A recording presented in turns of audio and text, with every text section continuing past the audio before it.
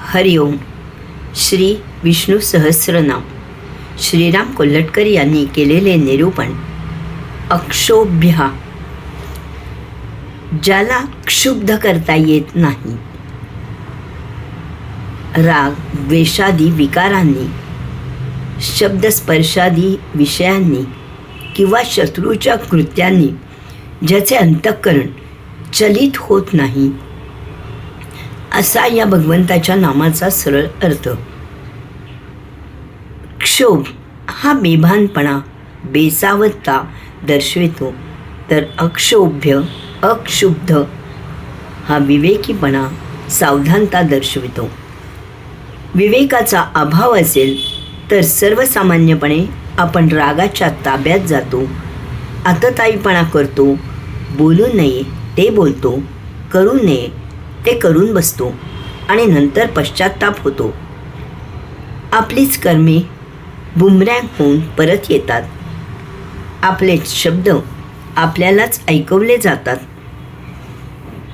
सत्व, रज, तम हे त्रिगुण त्यांची समान अवस्था भंग पावली आणि हे जग अस्तित्वात आहे.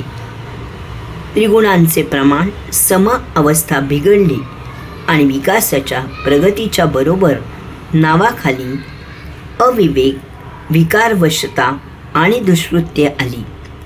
न्यायव्यवस्था निर्माण करून या दुष्ट प्रवृत्तींना आळा घालण्याचे कामही मानवाने स्थापित केले. पण जेव्हा केव्हा मानवी न्यायव्यवस्था अपुरी, निष्प्रभ ठरते, तेव्हा भगवंताला हस्तक्षेप करावा लागतो.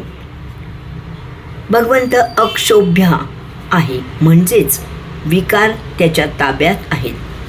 त्यामुळे दुष्टांना शासन देताना किंवा करताना व्यक्तिगत विकारवशता, राग, दुष्टावा आढळत नाही. शिक्षा करण्यापूर्वी, शिक्षेची अंमलबजावणी होत असताना आणि शिक्षा पूर्ण झाल्यानंतर या तीनही क्रिया घडत असताना भगवंताच्या चित्तवृत्ती शांत असतात.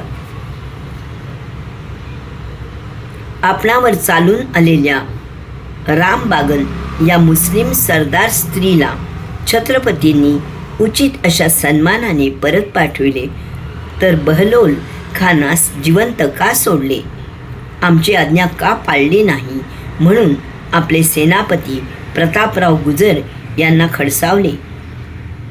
सगुण साकार रूप धारण केलेल्या भगवंतास, मग ते संतांच्या रूपाने असो वा छत्रपती शिवाजी महाराज, गुरु गोविंद सिंह यांच्यासारख्या महान योद्ध्यांच्या रूपाने असो, अक्षोभ्यता, स्वतःवर नियंत्रण कसे असावे याचा धडा घालून द्यावा लागतो.